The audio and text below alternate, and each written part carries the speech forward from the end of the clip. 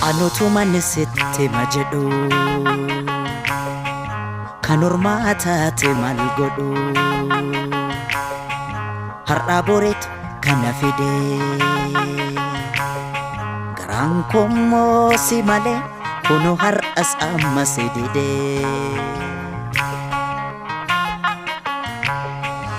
anutuman sitti majedhu kan ormaa taate maal godhu har'a boreetu kana fide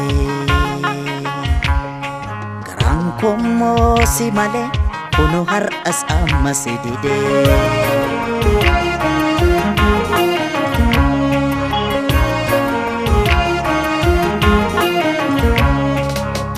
kunoo har'as annan jira angapidani kubanyacha takasi dhabe malam fida kanan jiradha utuu jecha maaloo na qarqaarika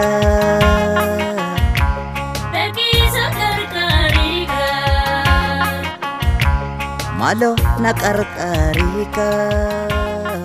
Akkam jirtu waan weellisaa Caaluu Hundeessaan jedhama. Jidduu kana albama koo lammaffaa mata duree waa'ee keenya jedhu uummataaf qaqqabsiisuu yaaleera. Ammas qilleensarra oolcheera jechuudha. Hojii koo haaraa kana kan isin argachuu dandeessanii Google Play fi iTunes irratti akkasumas iddoo garaagaraatti CD koo isa lammaffaa kana in argattu.